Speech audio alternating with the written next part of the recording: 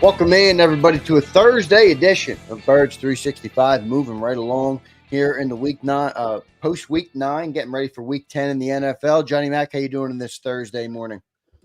Chugging through after a big walkthrough. Big Eagles injury report for a walkthrough.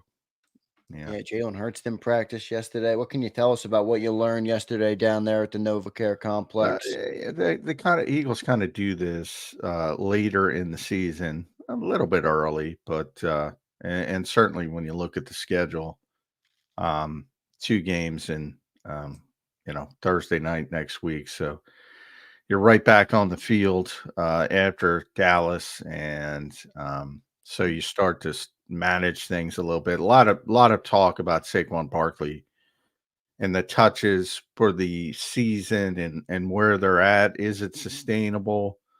Got brought up again this week because you had a big number again, and the Eagles have been pretty consistent. The load management that you see in the NBA and all that kind of stuff, that happens during the week from the Eagles' perspective. So, right.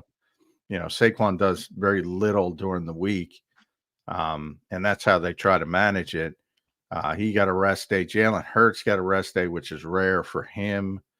But then there was a bunch of guys who were dealing with some things. Now, some are not as serious as others, and you're trying to manage them through the week.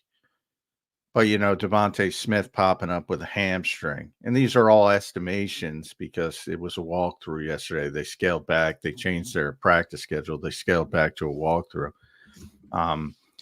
Did not participate, estimation. Nolan Smith with a groin, another soft tissue, did not participate. So those are two soft tissues scare me, Johnny Mac. I know. Those are, especially again, when we're talking about 2 games in such close proximity, it becomes an even bigger issue.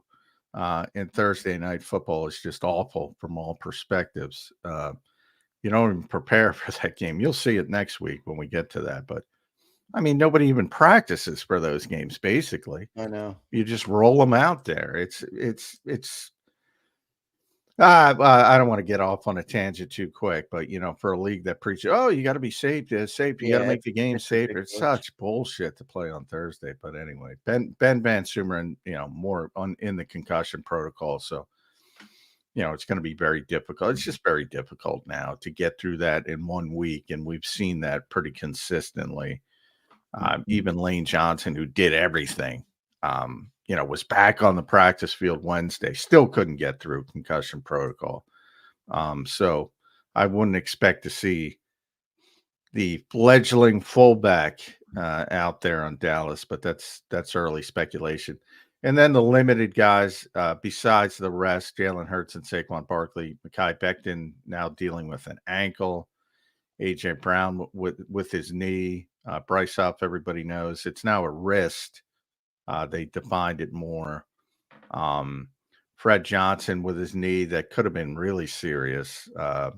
Cheap shot. Maybe you're going to see a fine. I forget who the Cincinnati player was. He might get fined, but Cam Jurgens is dealing with a wrist injury. Slay, we knew, is coming back from a groin, but it's positive that he was limited. Anaya Smith with an ankle. Josh Sweat with a hip. Jeremiah Trotter Jr. with a hip.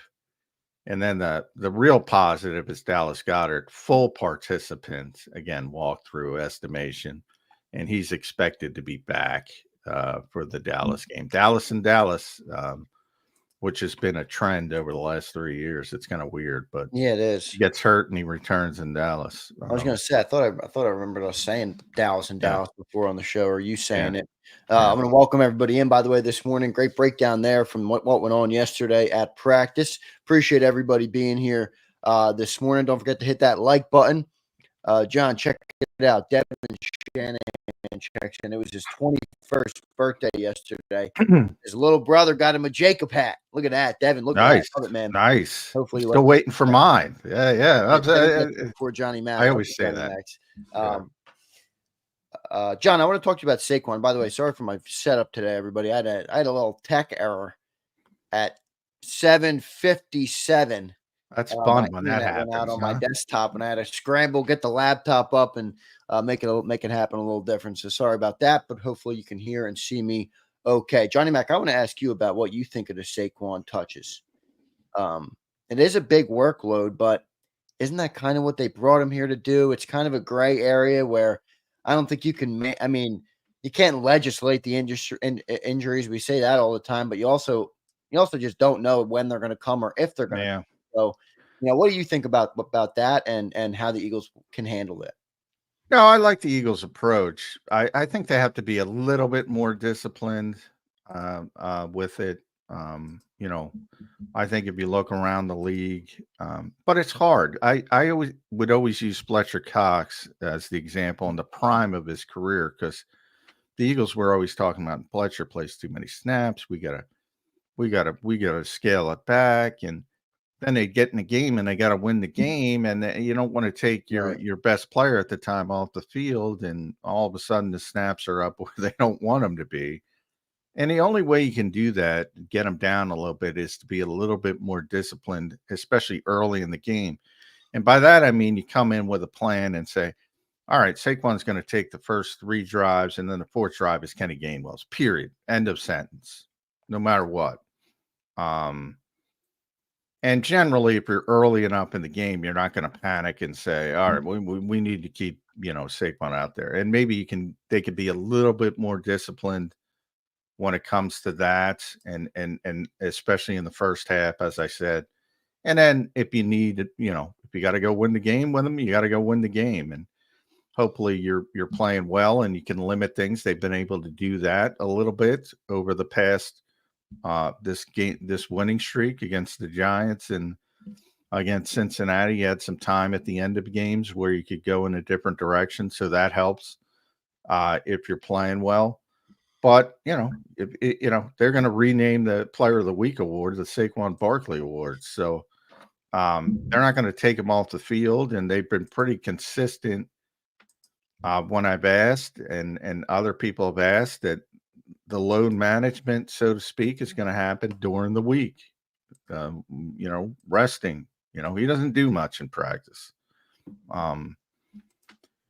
And yeah, I'm with you. I say it all the time. I you can't legislate injuries, but at the same time, and part of it is short term. I think the Eagles know this is short term with Saquon Barkley, and by that I mean 2 years, Yeah, which is that's what I what. was going to say. 2 years of ground and pound with them, get the most out of them is probably what they're thinking to some extent.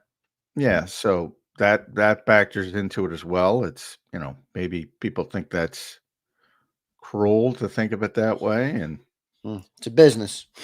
yeah, I mean, but that's part of the running back position. If you go back to DeMarco Murray getting all those touches in Dallas and then coming here, I mean, well, Dallas he was having I believe he won Offensive Player of the Year that year when Dallas, and they're trying to win games, and he was their best player. Um, And it's a brutal position. You saw last year with Christian McCaffrey, he has this phenomenal season, and then it's time to ramp it up again, and he's not there. And I remember going back to week 1 and week 2, and they're saying, well, maybe he can get out there. And they were bullshitting. And here we are in week 9 or wherever we are, and he might be making his debut this week because of the wear and tear of last year. Yeah, it's brutal on running backs. You saw, I mean, everybody, look, that play was phenomenal. The Jimmy Snuka leapfrog, backward Yeah, leapfrog. You got hurt on that play, he man. took a shot. Yeah. Yeah. I mean, it's a brutal position when it comes to taking punishment. Yeah, and I would argue also the way Saquon runs. I mean, not just the leap, but he is a fall forward, take on contact type of running back. At least he has been this year, and that adds to how much you're putting on him as well. Yeah.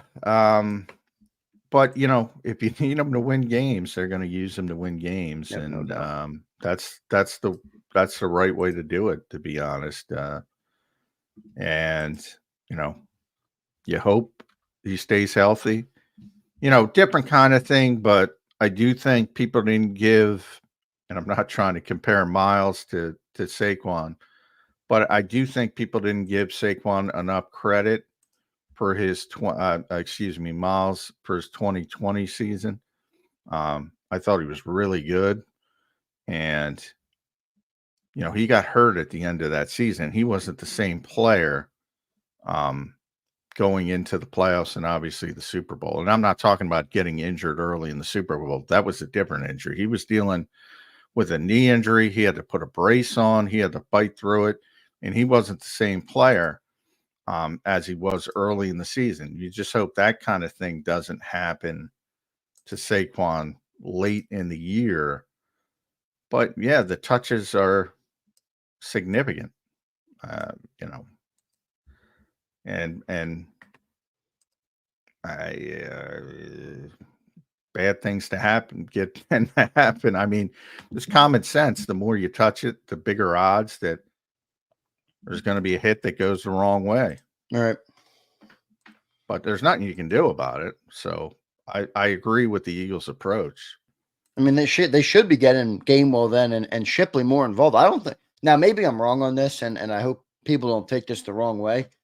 I think they can get away with fine working those guys more into the game. So do I. Now you're not going to have the home run ability, but I think from a general running game standpoint, if you need a run on first down or you're trying to get 3 to 5 yards here and there, I think you're fine with at least Kenny Gainwell. I don't know about Shipley yet; haven't seen much of him, but what do you think of those two and what they? Yeah, that's why I said you got to be a little bit more disciplined. I think in the first half of games, certainly, where you say, all right, you rotate the series and say, all right, we're gonna give Kenny this series, and people are gonna bitch and why is Kenny Gainwell out there? I mean, it's like the same thing in baseball when you hear. There's certain, you go through and people are like, why isn't this certain relief pitcher coming in game 75? Well, because he pitched 2 days prior and you want to rest him and you don't make him available. It's sort of a similar sentiment. It's like, all right, look, we gotta manage him. Sorry, but Kenny Gainwell's taking this drive. And take some of those touches off. I think they can do a better job with that. Kenny's ran it 21 times this year. He's averaging 4.6 yards a carry. That's still plenty good enough to win football games. He's a good receiver, not a very good pass protector, but most running backs aren't. Yeah, they could be more disciplined early in games, but later, you're going to try to win a game. You need them to win a game. You're going to use them to win a game. Same thing happened, as I mentioned, with Fletcher. Yeah, it's difficult, but they can do a little bit of a better job, I would say, at least. What do you think of Shipley compared to Gainwell? Because a lot of people are excited about Shipley. I think, you see small spurts of him, but he hasn't been obviously given a bigger role. And then there's some fans who are out on Kenny. I'm not out on Kenny. I don't think he's a bad player. But what do you think about those two and like comparing those two backs? Well, I think Will's got promise. I think, Kenny's a better player right now, and that's why he's ahead of him. But I think there's a certain degree of promise. I think you see the juice that he has when on the touchdown run that got called back, which there's certainly, some good to that. But yeah, I Kenny Gainwell's a good backup. That's how I'll describe it. And Will's not threatening to take over that role. But he's, Michael Clay talked about young players helping on special teams. He made another big tackle on special teams. Vic was talking about, hey, you know what? Because he was asked about Sidney Brown translating the safety if he pays attention to special teams. And he said in his history, look, if you don't play well on special teams, you're probably not going to play well at your bigger job description. Right. So that's positive. And yeah, I think the Eagles are very happy with that particular pick, Will Shipley. But no, I don't. If people think, he's not trying, he's not pushing Kenny Gainwell at this point. No doubt about it. Yesterday, Jalen had a rest day. He said, "I just do what I'm told." What'd you think of Jalen Hurts yesterday? What he had to say, and the rest day for him? Just kind of a business as well, usual, that's or what? well, not usual because he never takes rest days. So Yeah, I've I've never seen that. So I sense I asked a bunch of people. Maybe it was just me because nobody else. I thought maybe I heard a little bit of a cold developing. But I asked a bunch of other people and they didn't see it. So maybe I just, trying to come up with some reason for it. I don't think he's hurt. So maybe it is just rest. Maybe they've changed a little bit from that perspective. Similar to the game management type situation, but he's certainly going to play. It's nothing to be worried about from that standpoint. Why he's resting at this stage, generally when Jalen is dealing with something, he's not going to talk about it before the game, but he will talk about it after the game. So eventually, we'll figure it out if he was dealing with anything from that, for whether it's injury wise or sickness or anything. He generally admits to something after the game, but never before it. Because that makes sense. I mean, you don't want to alert the opposition to, hey, I'm dealing with a groin injury or something. You don't want to, if you don't have to. Yeah. And I think it's also that Thursday night game too. I mean, they extra rest this week going into that potentially. Yeah. That makes sense from a perspective. But like I said, one of the problems with Thursday night games is in the lead up from Sunday to Thursday, you don't practice. We got a couple walkthroughs and bang, you're back on the field. Your body's probably still recovering until Wednesday.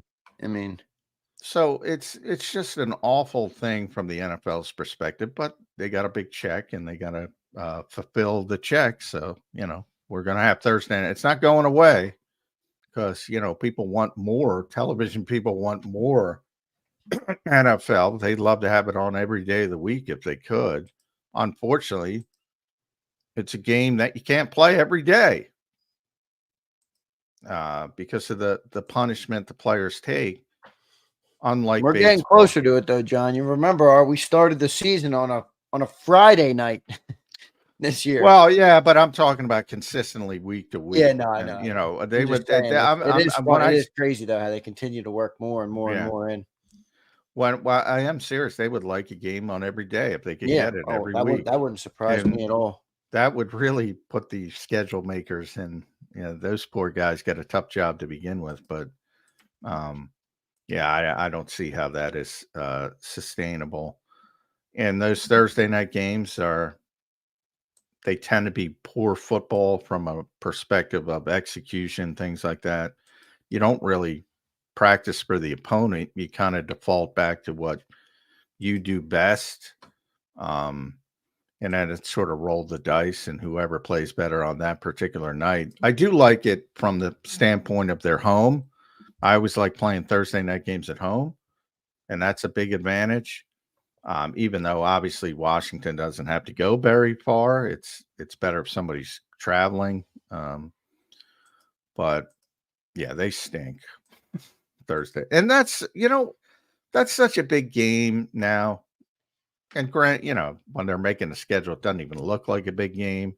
Nobody's giving Washington any credit, but here we are. It's going to be a big game, and it sucks that it's on Thursday.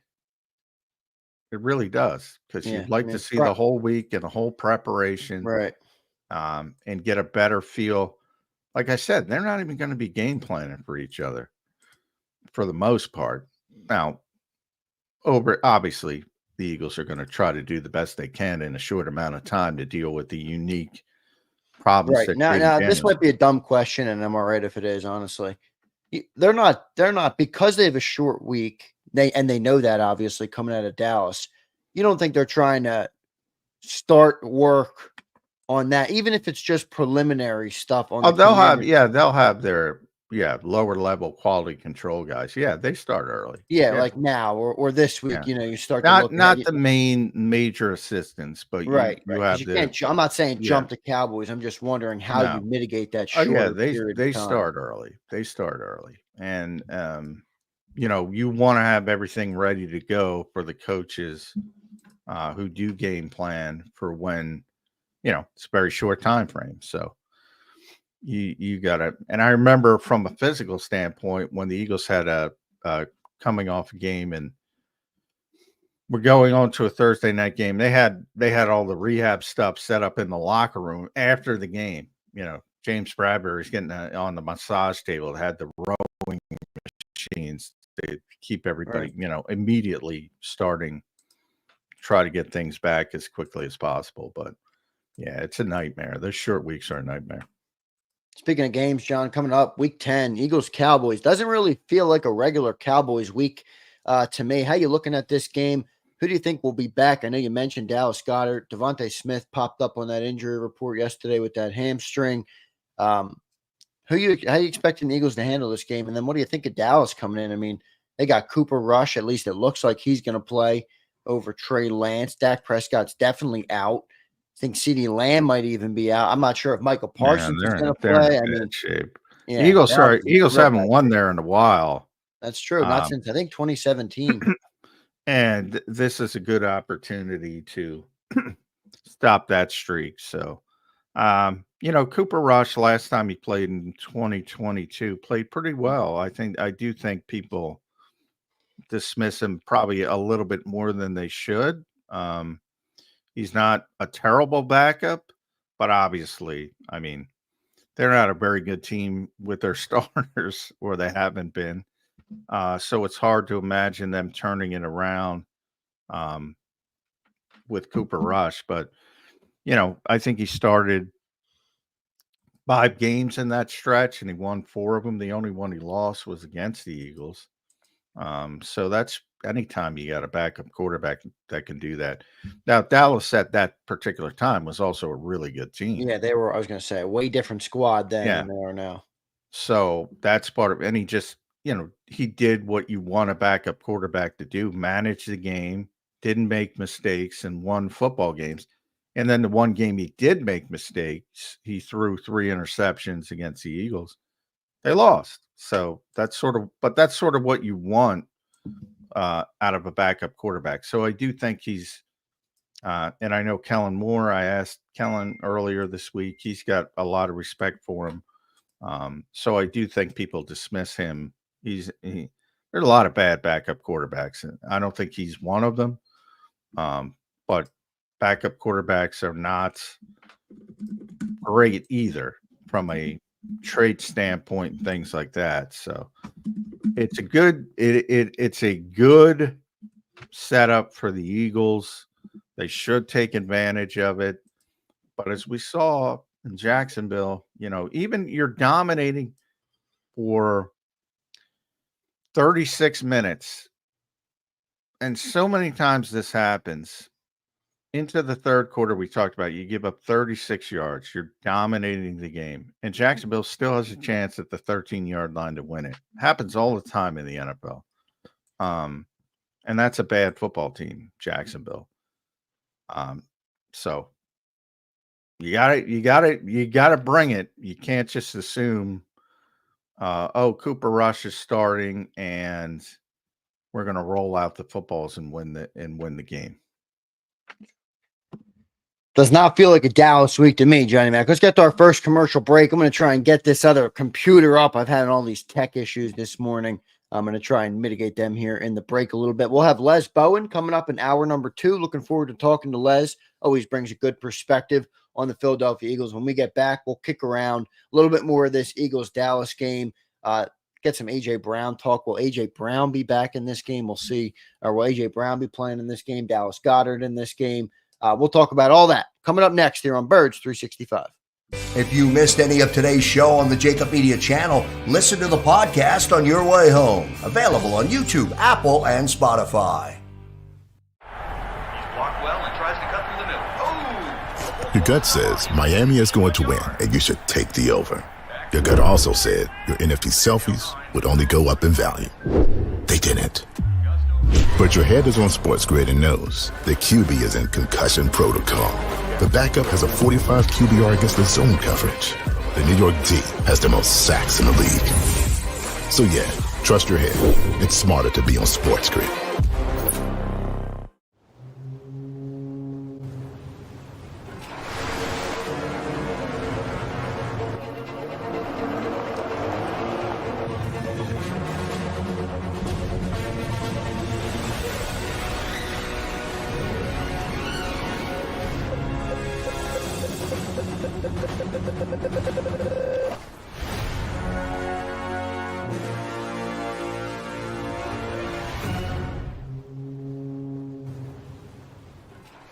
Score and save at Southeastern PA and Delaware with Colony Pools this football season, and let the experts close your pool with a custom Merlin safety cover in green for the birds. And if you join our Winter Watch team, we'll give you another 20% off, and Colony Pools will handle it all.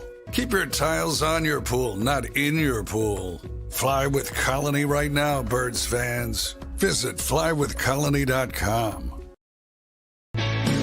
Hi everybody, my name's Jason Lombardi. I'm an inspector at DryTech. At DryTech we offer three major services. The first one being basement waterproofing. The second service we offer is foundation and structural repairs. And then the third service that we offer is mold remediation. If you feel you are having a waterproofing issue, give DryTech a call or check us out online.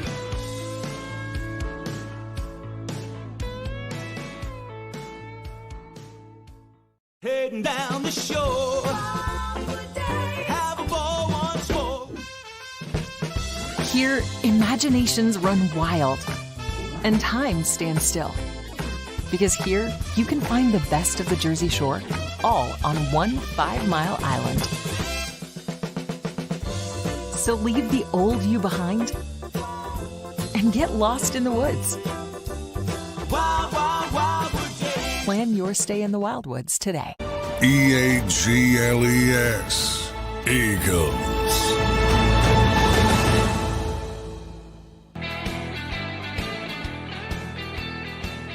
Sorry about that. Welcome back in, everybody, to a Thursday edition of Birds 365. Got the setup all back here up and right. Johnny Mac, let's get into this Eagles-Dallas game.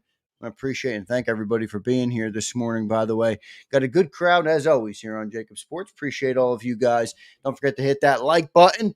We'll have Les Bowen coming up in a little bit at 9:20 in hour number 2. So looking forward to talking to Les Bowen. John, I mentioned already, I mean, this just doesn't feel like an Eagles-Cowboys week right now because I think the severity of the game seems diminished with what's going on in Dallas and how bad they are. We had Mark Holmes on yesterday, John, and if you don't know Mark Holmes, he's a big-time Dallas YouTuber. He's got like 150,000 subscribers. Great guy, but boy, are they down bad, the Dallas fans right now. They are not looking good, not feeling good about their team. So it just feels off this week when you think about Eagles-Dallas, but that's no reason to take it lightly. What do you think of this game this weekend?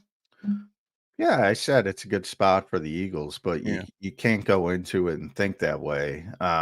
You know, they might get some players back, so that can help. I know there's some hope that Micah Parsons can play. Now, Deron Bland, there was some hope he would be back this week, but it seems like he didn't practice yesterday, so maybe it's going to be one more week from there. Yeah, they're up against it. Obviously, when you lose your starting quarterback, that's never a good thing. You mentioned CeeDee Lamb's their best player, or has been their best player, certainly. He might not be able to go with an AC joint issue. It's not good. But, you know, it's and that's, you know, people think about this rivalry and because both teams have been good. That's what rivalries are about. Like, nobody cares. You can talk about the storied history. I always bring it locally, Sixers and Celtics, back in the days, greatest rivalry in sports, cover of Sports Illustrated. When the Sixers suck, nobody gives a crap about, or vice versa. In the few seasons Boston was terrible. Nobody cares. Ravens Steelers is probably the best rivalry in the NFL right now. Nobody cares if both teams stink. Washington Eagles. Hey, for those who don't know, for younger people, when Joe Gibbs was there, that was a big rivalry. And Washington was winning Super Bowls. That was a damn big rivalry. Hasn't been for many, many years because of Daniel Snyder. And now they're back, and it's going to be a big game and a big week and a big rivalry. That's how it works. And the Cowboys are not playing well. And the great Alec Baldwin line, kindling is not a rival to fire. If you stink and the other team's good, there's no rivalry. It's only when both teams are good. And that includes anybody, including the Dallas Cowboys. That reminds me of the Joel Embiid comment talking about them and the Celtics. And he's like, it's not a rivalry. They beat us every time. Yeah, exactly. Yeah. So right now the Cowboys are struggling. It's a rivalry. Both teams are good, and they're going back and forth, and one wins the NFC East, and then the other wins the and then the other wins the NFC East and goes back and forth. Well, now Washington has replaced Dallas, and that will become the rivalry. And that's how it works in every city and every sport. If one team stinks, the rivalry dissipates. How long do you think Dallas will stink for? You think they're going into a tough era here? I mean, they just signed. Not necessarily. I mean, they still have they have good players. A bunch of them are hurt. If you think about Micah Parsons, all-pro player. Well, he's not playing. Hasn't been playing. DeMarcus Lawrence, all-pro level player. Hasn't been playing. Teron Bland, all-pro last year. Hasn't been playing.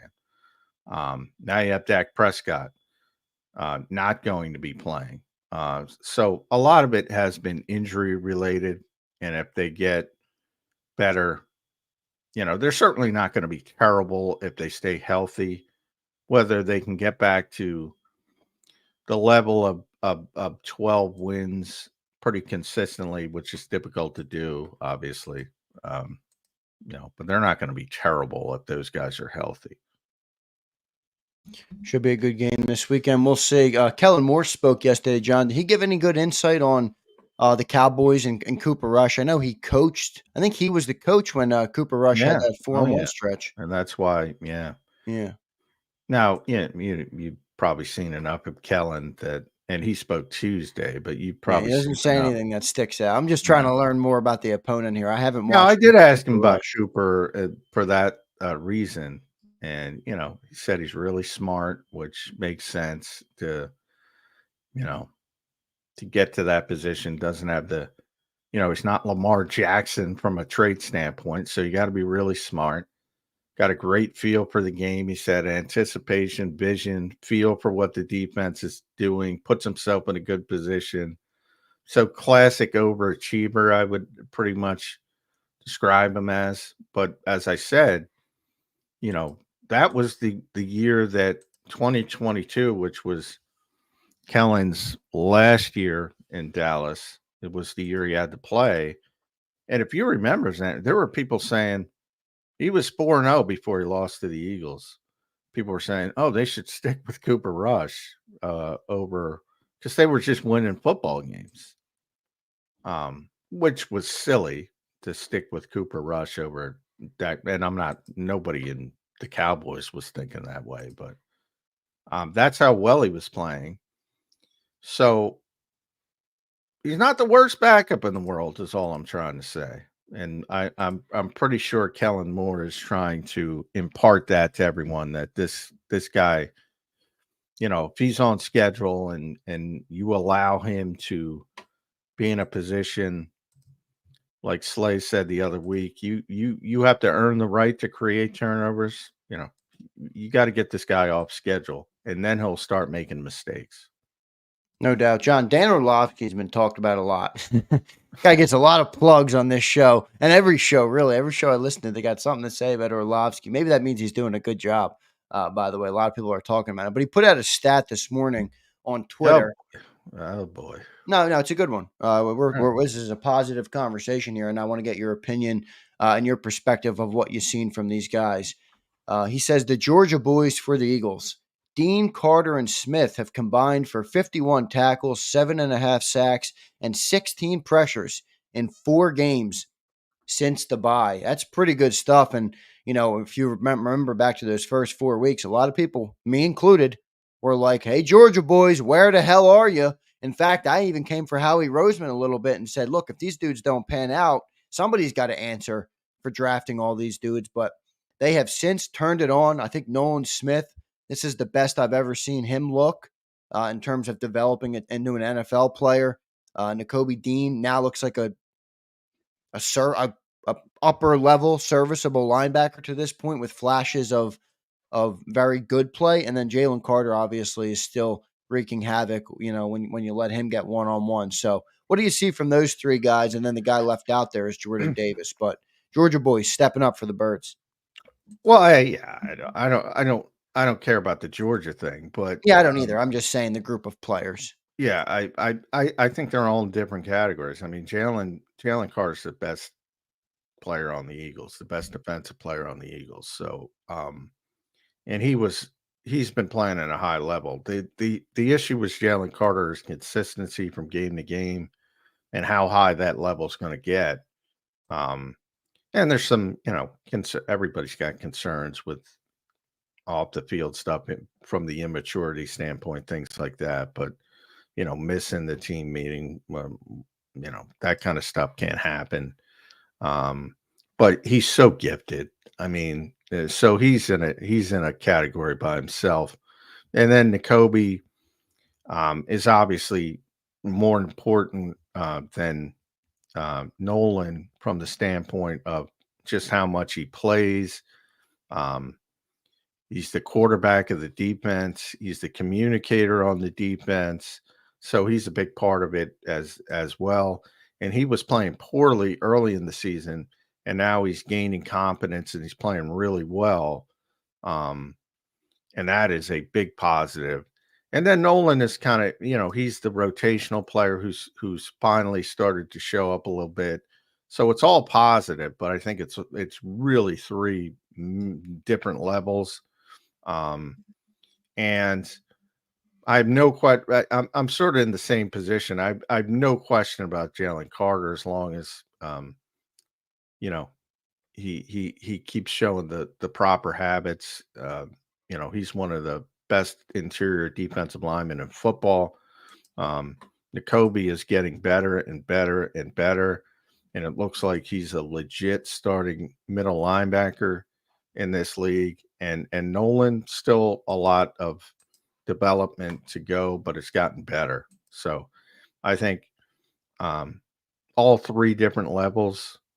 And then if you want to throw Jordan in there, I think, the disappointment is I think they've given up on the idea that he can play a lot and other than being a run defender. So I think that part's a little bit of a disappointment. But as a run defender, I think he's a really good player. And then you have all the discussions about, is it worth the 13th overall pick?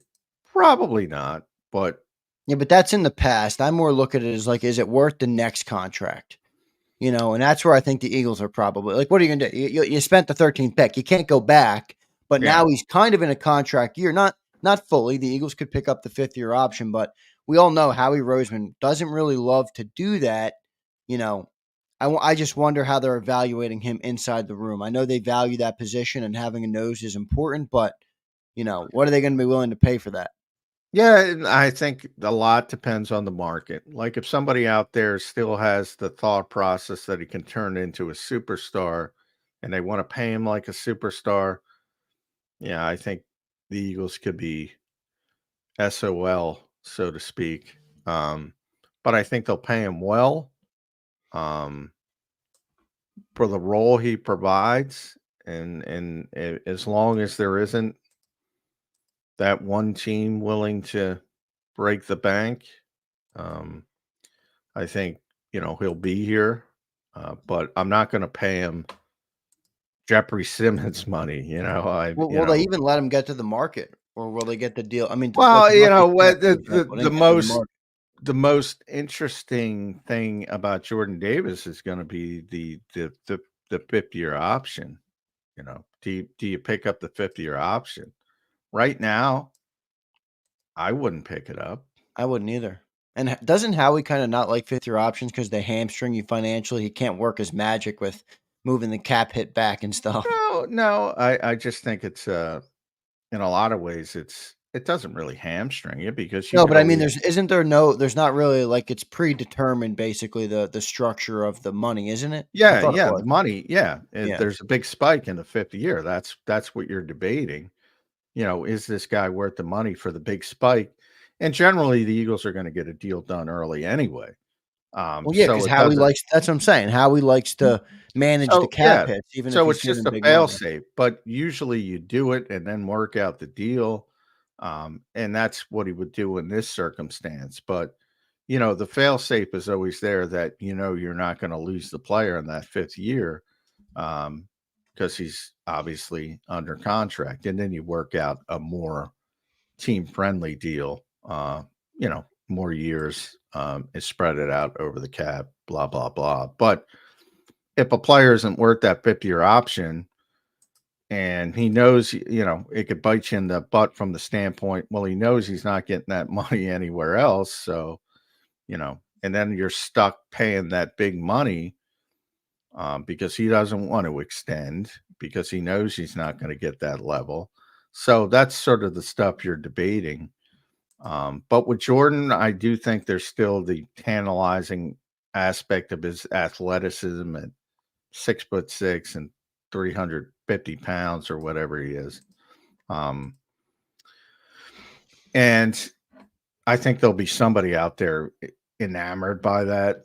So it's going to be an interesting decision for the Eagles. But good. But just from the standpoint of what he provides, I think he's an important part of the defense.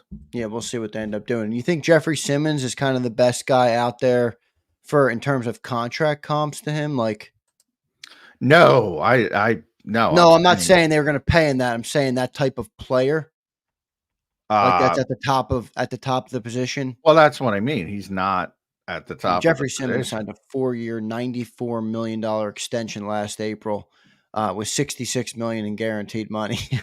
Yeah, I don't think. Yeah, I mean, no, that's what I'm saying. He's not. That's what I'm saying. He doesn't. Yeah, he's not that type of player, guys. No. Yeah. Yeah. He's unfortunately. It's it's a limited role, but it's a very important role, and it's a role that you can't pay. And I don't know why I brought up Jeffrey Simmons. He's not. It's just the first name that popped in my head. Does he do noses? That's kind of what I was asking. No. He's more of a traditional. He's more BJ, of a right? Chris Jones. I think is at the top. He's more of that. Lim McNeil is probably the most recent who has the Eagles connection because that's the player Tom Donahoe wanted when the Eagles drafted Milton Williams. That's right. That was that famous moment of Donahoe looking at And he just signed a big extension with the Lions. And he's what people wanted Jordan Davis to be, in that he's a great run stopper, but he's also doing a good job generating pressure as well. So he would be probably the best comparison. Also because he just signed a big money extension. The guys like Chris Jones and Jeffrey Simmons and Quinnen Williams is another one. DeForest Buckner is another. Those are more of the, 3 technique. Yeah, that's the Jalen Carter contract. Yes, exactly. And Dexter Lawrence obviously would be the best nose tackle, but Yeah, what's he making? Dexter's probably a little bit lower than he should be because he signed a while ago. So 4-year, 87 million, 87.5 so contract. he's already underpaid Yeah. vastly. That's the way it kind of happens. You set the market, and then Although he signed it in May. Oh, did he? Wow. Yeah. Yeah. Then he had a bad May. job. Yeah. Big jump. Although, yeah, if you think about I'm just pulling it up. If you think about the guys ahead of him, so Jones is ahead of him. Christian Wilkins signed a big deal in free. He's a good player. This is a good question here, John, talking about Jordan Davis. LAC, appreciate it, brother. He says, John, are they trying to develop Davis on his rush, or are they keeping him at what he's good at? Like what is the organization's idea with Jordan Davis? Oh, they're always trying to develop that rush, but I think there was a lot of unrealistic expectations. Like I said, I had guys tell me, well, he can play on the edge. I'm like, well, come on. Just because of his athleticism. But it takes more than just being an athlete to play on the edge. There's a lot of handwork. There's a lot of technique, a lot of fundamentals. He's never done it before. So anyway, the expectations were so skewed. But they were definitely hoping for more, and they're always trying to develop, deficiencies on particular players, and he could get better, generating a more consistent interior push, not necessarily getting sacks, but just making it easier for the edge rushers. I think that's where they are now. But recently they've scaled back to using, when it's obvious passing situations, they're generally going to use Milton or Moro, Ajoma, or both, along with the edge rushers. They've had a lot of that in the last couple of weeks because they've been up on their opponents. And, that's sort of Vic Fangio, man. He's going to use who he thinks is the best group to use in a particular situation. And that's a good thing. Eagles fans should like that. But that means Jordan Davis isn't on the field. And that complicates matters when you're talking about big money contracts. Yeah. I'd have to look at the rate of double teams. I don't know how many double teams he's drawing either. Philip Colon checks in. I think this is the portion of the fan, and I have no problem with what Philip's saying here, but there is a large portion of the fan base, John, that's very upset with Jordan Davis. Philip says he wasn't drafted to be a role player. He was drafted 13th overall and was regarded as one of, if not the best defensive players coming out of college. Stop defending this guy. I don't know if he's talking to us. I just think he means in general, of people who say, you draft people with expectations. I mean, Jordan Davis didn't get drafted. He didn't draft himself. Look, I said from the day of the draft, and Zander can back me up. I know you've been telling me this. I said it was a very esoteric pick at the time. A lot of people aren't going to understand it. They needed this player for the defensive scheme they were running, which they continue to run, and they do need this player. But your ceiling was, and I always used Haloti Ngata, who was, by the way, if he turned into Haloti Ngata, and I'm talking about Haloti Ngata in his prime in Baltimore, not the one here at the end of his career, is an all-pro player. That would have been fine. He hasn't developed to that level. But that was the ceiling. The ceiling was never about the pass rush. Never. But he hasn't, he's a very good run defender. He's not a dominant run defender. Vita Vea would be probably Wilfork. Vince Wilfork, anybody like that. Vita Vea is probably right now in the moment. That would be the upside. That would be the ceiling. And he hasn't reached that, but he was never going to be a pass rusher. And the Eagles knew that. You think the Eagles are happy with the pick at 13, or are they looking back at that? Well, we're going to know with the 5th-year option. My guess is they're not going to they're not going to pick up the 50-year option. He's not playing enough. He doesn't provide the push. If you watch Vita play, he provides a consistent push in the pass rush. Not a great pass. He's not getting 10 sacks. He's not. Right. But that's what you want. And he's not providing that on a consistent basis, I would say. But again, man, if you do lose him down the road, and I probably shouldn't have went down this route because there's a lot of time. If you do lose him down the road and you're trying to, they can't find a backup. They can't Right. find this player. So he is very important to what they do. That's why I wonder if they're okay with the draft pick, because I know it's easy to say, oh, we should have been picked at 20. Well, you might not have lasted till 20. It's not like we were the only team in the league that had him valued high on the draft board. Many, many other teams did too as well. So Prince Swayze checks in. Every time John speaks, I feel like I learn a new word of the day. John's a smart guy, Prince. That'll happen to you. Your vocabulary will increase. Well, I'm very proud of my vocabulary, but yeah, I don't dumb it down, because in my industry, they tell you to write at a 4th grade level. Now, I'm trying to elevate. Now, I always say, I love that about you. Yeah, I no appreciate freaking way.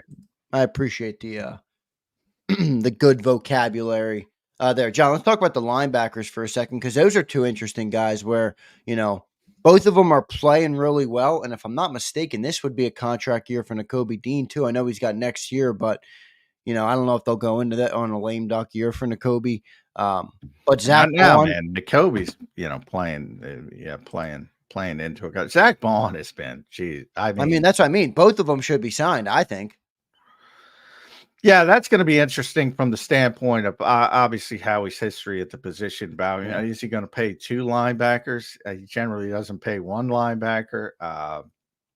It's a nice problem to have, but it's going to be interesting to see how he handles it.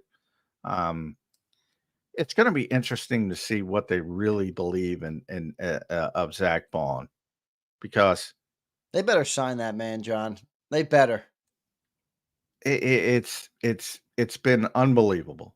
He had 1 bad game, the Atlanta game. And that's, I remember talking about the Green Bay game, and I was mesmerized by Zach Bond, his performance against the Packers. I was like, wow, I didn't see that coming. That was the 2-sack game and all these tackles and meaningful tackles, as BLG, I think, pointed out yesterday. There's a difference between Jody used to be a big tackle guy, and I'm like, I don't give a flying fuck about tackles, because so many of them are, if you're tackling a guy, if you're an accumulator and tackling a guy 70 yards down the field, who gives a great? You got him down. It's 2nd and 3. Yeah, that's not helping. That's what Seth Joyner used to say too with the linebackers. Like, tell me, I care about tackles if they're within 3 yards of the line. Exactly. If they're not, then who gives a shit? So PFF came up with the stop statistic, meaning exactly what Seth was saying. Meaningful stops, a win for the defense, essentially. And he's got 37 stops, which means within 2 yards of the line of scrimmage as a tackler. He had 7 against Green Bay. He had 7 against Jacksonville last week. He had 6 against Cincinnati. He had 5 against the Giants, 5 against Cleveland. Consistently good ever since that Atlanta game. He was brutal. If you don't remember, in that Atlanta game, that was by far his worst game of the season. And everything else has just been really good, or at least acceptable.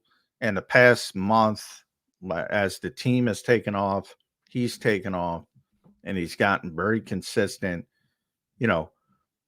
So he had 7 tackles against Cleveland. 5 of them were stops. 5 of them were wins for the defense. Giants, 5 of 5 wins for the defense, his tackles.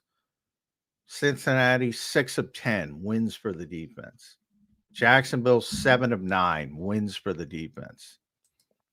This guy's been one of the best linebackers in football.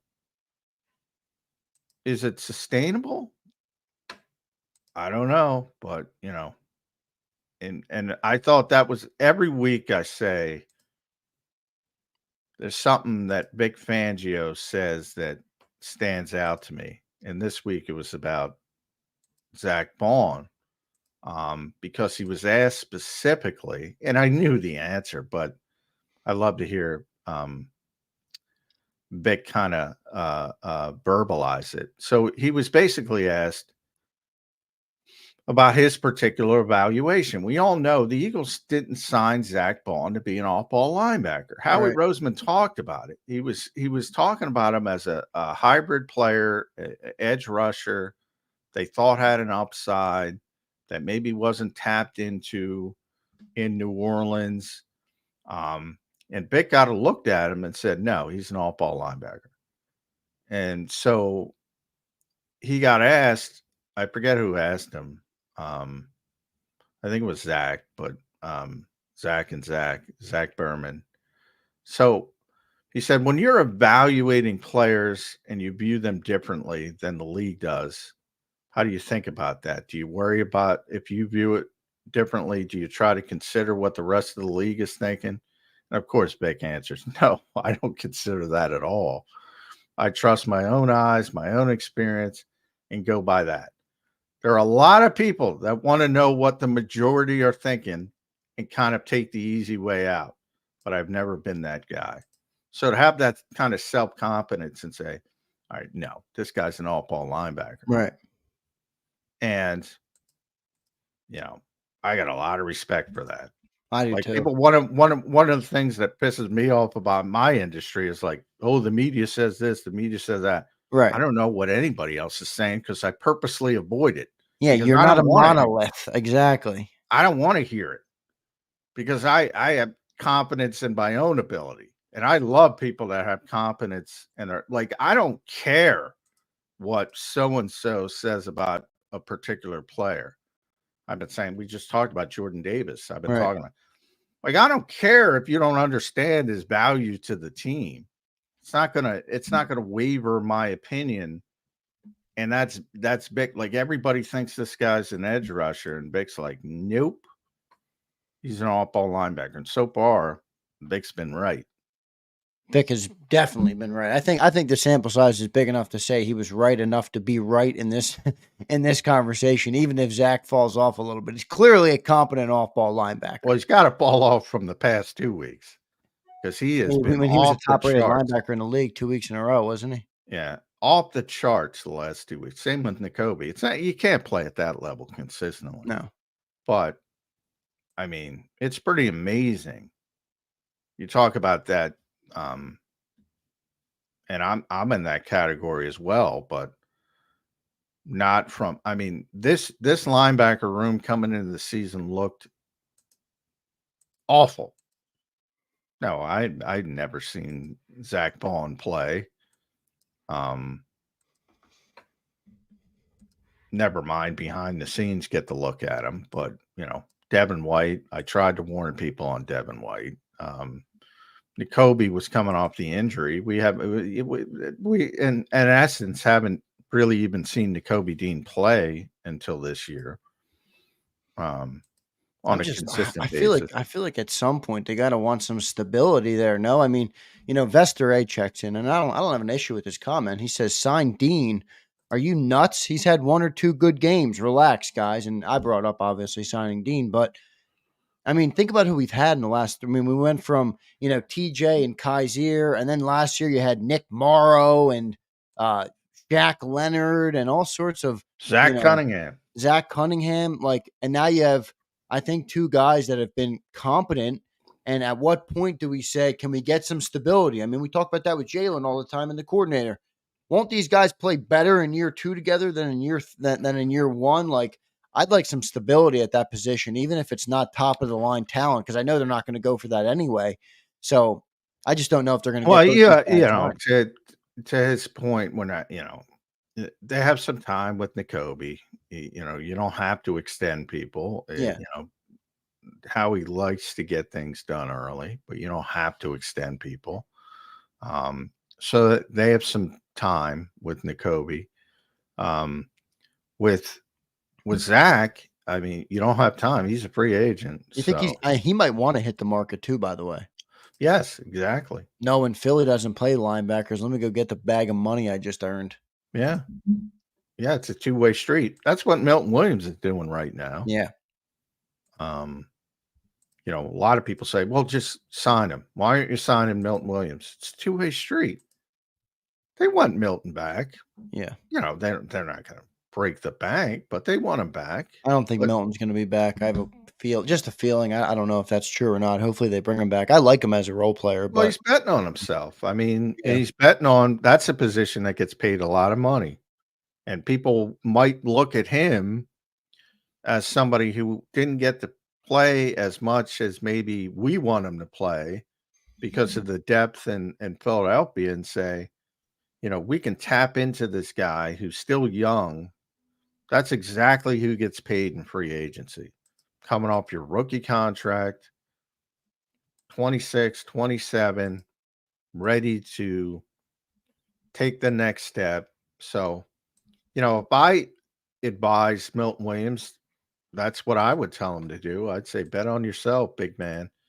You know, and then there's the A.J. Brown, Devontae Smith. I think everybody, because A.J. and Devontae are established stars and they're taking less money to stay, that everybody's going to go the same route. It doesn't work that way. Eagles are very, ironically, because of all the talk, I don't know why I went down this tangent, but they're very lucky to have two receivers who aren't, you know, pushing for every single penny they could get. Yeah, we'll see. We'll see how it all shakes out. Somebody brings up a good name that brings a good memory to me. Probably since Nigel Bradham. I have a funny story about Nigel Bradham. When I was in college, I got osteomyelitis in my ankle, which is like a bone infection. Yeah. And I had a crazy double surgery when I got why home. everybody says that about Nigel Bradham. Look, Nigel did a good job, but everybody says this is the best since Nigel. I go, boy, man, these people on TJ paid so much better than Nigel Bradham. Well, the reason I like Nigel is because here's a picture of me. I don't know if you can see it. Let me turn off Here's a picture of me in the hospital. There I am on the bed. That's Nigel Bradham, Michael Kendricks, and it's Stephen Tulloch, I think his name was. Tulloch. Yeah. Back in the day when I just got my surgery and in come the Eagles. I'm like, yeah, what's up? I was a big Eagle fan at the time in college, and it was cool to see them. So I like Nigel Bradham because he was very nice to me. Jim Schwartz was a huge Stephen Tulloch guy. Stephen Tulloch, he played for him. He was a cool dude too. Yeah, a lot of years. He got here late in his career. He was a very good player, very good linebacker. Not here. He was late. This was probably his last stop. Nigel was very good, but I do get, because of the Super Bowl, obviously.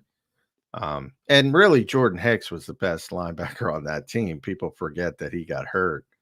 And Nigel did a tremendous job stepping in for him, and Kendricks as well. But they had pretty good linebackers at that point. But as far as, best since Nigel Bradham, best since I mean, man, poor TJ, man. I'll tell you, that undrafted, oof. I mean, he played at a much higher level. And the Eagles were Stephen Tulloch's last stop in a very good career. Very good career.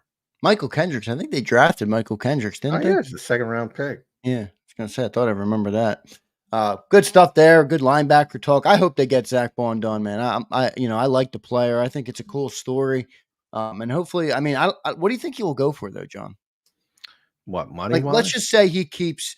Let's say he keeps not what the last 2 weeks were, but steady Eddie for the rest of the year as a very, very solid, potentially upper echelon linebacker, top 15. Well, if he continues to play at this level, look, I don't. I'm not going to say the last 2 weeks. He's not going to be the number one ranked in the league every week. Well, and by that I mean overall. I don't mean the last 2 weeks. I mean, so just the way he's played throughout the first 8 games. he's not going to get Fred Warner, Roquan Smith money, but he's going to be in the range. So you look at TJ's contract, which the Eagles begged off him. Good guy, Blake Cashman. There we go. I'm looking at the list. $7.5 million. You probably throw it up to $8.5 million, somewhere in that range, which is a lot of money for an inside linebacker. And the Eagles have not proven they're willing to go that high in the past. So it's going to be an interesting decision. But he signed in the offseason. Cashman had a very good season in Houston. Very good player. In fact, Minnesota's defense, he signed with Minnesota. They were the best defense in the NFL. He got turf toe. He's been out for 3 weeks, and they stink. He might be the key to it all. Right. They haven't stunk, but you get my point. They've been not nearly as good. So that to me, he's a good comp. He's a good comp. It may be a little bit higher than that because Zach's playing at an even higher level. So feels too rich for Howie. It's a lot of money for feels too rich. Yeah, it has been too rich, But then he always has exceptions, as he's proven with Saquon. But I'll say this about, and I've said it many times over the years. I always knew he had exceptions at running backs. I didn't know Saquon was one, but I always knew he had exceptions because I know how much he loved Christian McCaffrey. I know how much he liked Bijan Robinson. He wasn't going to take him in the top 10, but I know how much he liked him. There were always exceptions I was aware of. I've never heard of an exception at linebacker to this point. So it is going to be interesting. Yeah, we'll see what happens there. Curious to see how it all plays out. I thought maybe they try and jump ahead of it, but I think Zach's betting on himself at this point. Let's go to a couple super chats, John. We'll have Les Bowen coming up in 10 minutes. Appreciate everybody here this morning. Hit that like button. My man Jason A-Team checks in. Any word on Covey? He should be back soon, right? It's right. I haven't heard about Covey in a little bit. Yeah, he was. I did see him yesterday. Last week, he was out there working on the side field, and he looks pretty close. But I didn't see him yesterday. Now, yesterday was a walkthrough, so maybe that factored into it. They're going to practice it. I got to run down there after the show, but they're going to practice fully today, and I expect to see him out there. If he's not out there rehabbing, that's probably not a good sign, but maybe had a bit of a setback. But, remember, when you're placed on injured reserve, it means you have to miss 4 games. It doesn't mean you're coming back for the 5th game. Right. And he had a significant injury, broken scapula. But he's getting closer. And, I do think that at some point, the Eagles probably want to take the punt return off the plate of Cooper DeJean because, they don't want him to have to worry about both. Yeah, and I don't think you want a significant guy in your defense getting. No, and he's playing at such a high level. That's what I mean. Too big of a loss if something happens on punt return. So even, he'll be back at some point, but yeah, pretty serious injury he had. Yeah, no doubt. We'll see what happens with Covey. Jason, appreciate the $2 super chat, man. Thank you. Brian Pumper checks in. Bust Davis and Bryce Snufflepuggus. I don't know how to say that one. Stink, no sugarcoat. Brian is out on those 2 players, Johnny Mac. Brian is harsh. We know Brian. I mean, yeah, I think there's a little bit more context to it. Yeah, I mean, I get it from the 13th overall pick standpoint. Yeah, I said it. I knew what people would expect, and they weren't going to get it. And I haven't gotten it, so it doesn't surprise me that people react that way.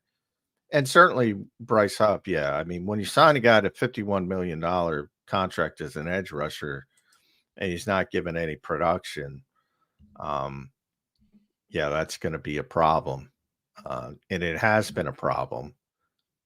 And I don't know if it's getting fixed. Now he's dealing with a wrist injury. It seems like Vic doesn't want to play him. Now he's going to have to play him more than last week, simply because you can't sustain. We're talking about reps for Saquon. You can't sustain those reps for Josh Sweat and Brandon Graham.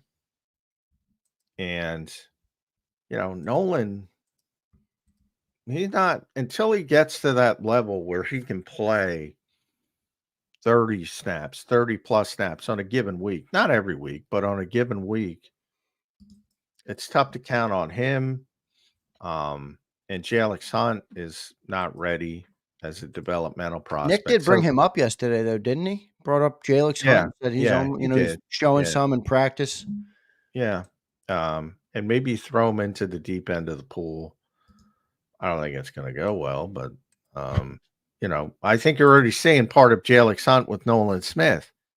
He's not ready physically. And Nolan's ahead of Jalen Hunt physically from a standpoint, whether you want to call it grown man strength or old man strength. I mean, those NFL offensive tackles are, and the good ones. Boy, I mean, there's a couple clips out there of Fred Johnson throwing people around like a rag doll. And Fred's a great story, great guy.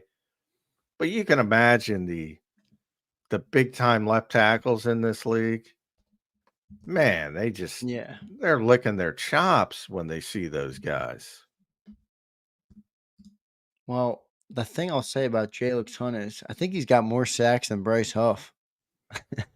Now, I know there's context. I just said that because it's funny, talking about a developmental guy who just got drafted in the 3rd round and a $17 million edge rusher that you brought in. He can't even outproduce Jalen Hunt. Many are ready. Well, I think Bryce, to be fair, I think Bryce has got 1.5. I think does he? I thought he had a half or one or something. I think Jalix has got 1, but Jalix has 1 in like 17 snaps or whatever he's played. Bryce has played a lot of snaps, even though he's not playing as many as people would like. He's played. Bryce has played 199 snaps, which is awful, by the way. Now, part of it, he only played 6 against Jacksonville because of the wrist injury. He's got 1.5. Jalix has played 17 and he's got 1. But that's meaningless. Yeah, because there's context. It's a mop up. Yeah, it's a mop up. It's still. But you see, I mean, funny. The highest he's played is 32 snaps. Bryce Huff. Not good. Bryce is looking like a bust, John. I hate to say it, but he just is. At this point, he is. He is. And I love Vic Fangio. Anybody who listens to this show could probably know that, but I will put part of it on. But like Vic doesn't want to play him. It's pretty. I don't think Vic likes him. But here's why I don't want to put it on Vic. Ready? I've watched Vic since week 1 to week 8 and 9. I've watched him alter the way he's using almost every player on the field and get better results out of guys like Nakobe Dean, Zach Bond, Nolan Smith, Jalen Carter. What happened with Bryce Huff? Like, are we going to assume that Vic didn't try and put him in a better position, or is the guy just not good enough to do it? Well, I think there's some. I think everybody is, and I think he just doesn't like him as a player. But my point at that point, if I got to talk to Vic, and I'd say, I get it. This is not the time to get better. We'll address it after the season, but right now we need him. And we got to get as much out of him as we possibly can, because this might be the literal Achilles heel of the Philadelphia Eagles, the pass rush. And as you go deeper into the season, you saw it with Josh Sweat last year. And if you continue to play him more and more snaps, he wore down last year. Brandon Graham at age 36 is in amazing shape, but he is a human being and he is going to wear down at some point. You need him to play. And yet, no, there's not a defensive coordinator in the NFL. I guarantee this right now, today, right now. There's not one guy who likes all 11 of his players. But you got to get the most out of your deficient players. What you feel are your deficient players. I don't think there's any question. Vic looks at Bryce Huff and says, "This is one of my deficient players." Never going to say it publicly, but I don't think there's any question. He comes close, but he won't say that. But that's your best option, and you got to wring out as much as possible. And I don't think that's the one criticism. I don't have a lot of criticisms for Vic right now. It's hard to give him a lot. He's got the 3rd ranked defense in the NFL with a defense that we all thought was not going to be good. And that's my one criticism. You don't have anybody else. Yeah. Let's keep rolling. I got 2 super chats to get to before we get to Les. I want to rip Dabney, who says, "This is why I despise Philly media. Guy plays 8 weeks in an Eagles uniform and doesn't pop. He's a bust." Dabney, when do you want to get production out of Bryce Huff? He's got a 2-year period here, 2.5, 3-year period here to Philly media, by the way. I'm the one giving all the context. 33% of the contract. He's not going to perform, and you're just going to give him a pass because you feel like it. This is a second contract player, Dominique. It's a stupid take, dude. At least blame the right people. Blame your fellow fans for Bryce Huff sucking. Jason Gates says, do we need to be starting Brown soon over CJ Gardner-Johnson? Yeah, CJ's the other guy who hasn't played well. But no, I don't think they're at that spot. But boy, it's, Sydney's tremendous athlete. I can't say enough about him coming off a torn ACL, and it seems like he hasn't lost any bit of his athleticism whatsoever. But he's also, for those who don't know, he's a red star player in the Eagles parlance, which means a fit in every situation when you talk about the organization. Not blue chip. They call it red star. That's somebody who is good in the community, is a good leader, is a good person, does everything the right way. There's nothing not to like it about Sidney Brown as a person, as a player. But, he's 10 months off an ACL. He's just back. So there's a ramp up period he's still going through. Eventually, they want him to be a starting safety. And Reed Blankenship has played well enough to know that he's going to be the other starting safety. And CJ's got to pick it up. And, if you look at the key Eagles players, the starters, we talked about one of them and Bryce Huff. Avonte Maddox already lost his job because of not performing. He would have been the other one, but now it's Cooper. And then CJ.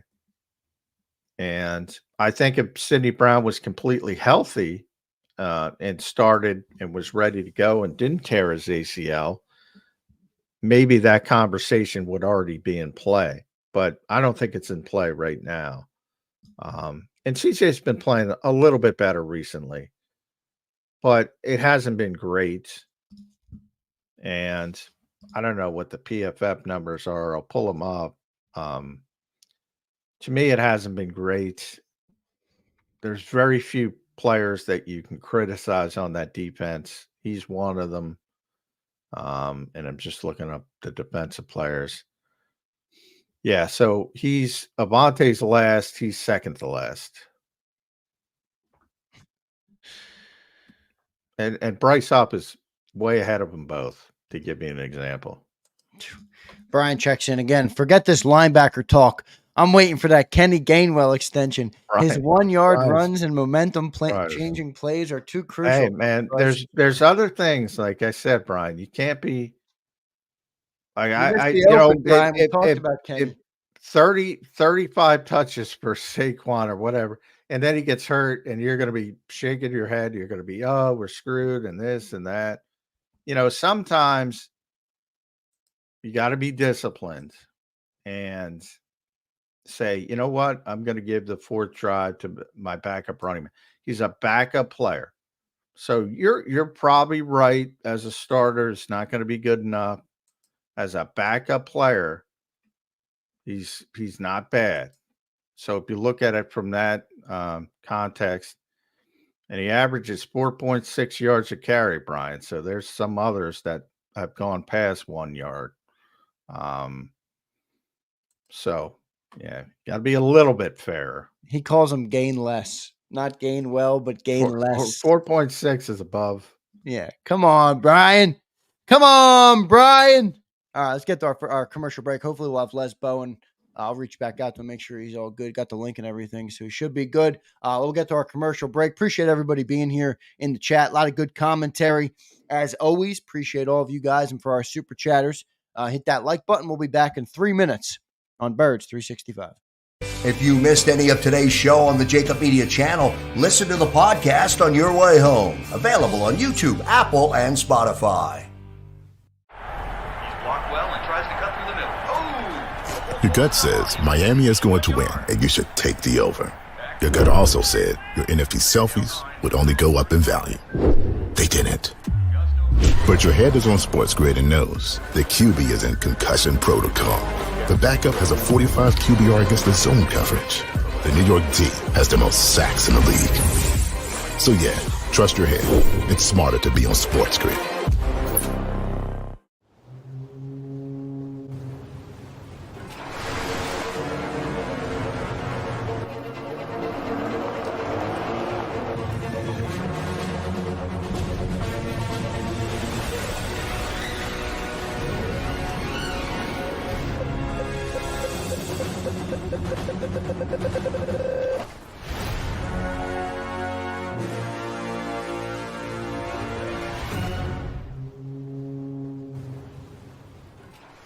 Score and save at Southeastern PA and Delaware with Colony Pools this football season, and let the experts close your pool with a custom Merlin safety cover in green for the birds. And if you join our Winter Watch team, we'll give you another 20% off, and Colony Pools will handle it all.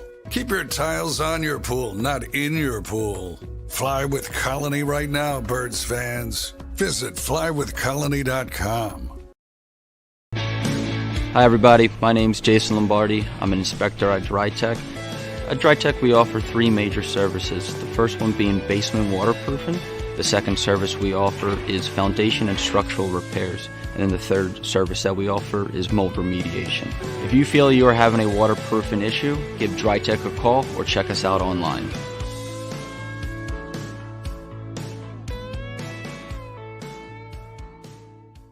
Heading down the shore. Have a ball once more. Here, imaginations run wild and time stands still. Because here, you can find the best of the Jersey Shore, all on one 5-mile island. So leave the old you behind and get lost in the woods. Wild, wild, wildwood day. Plan your stay in the Wildwoods today. EAGLES, Eagles.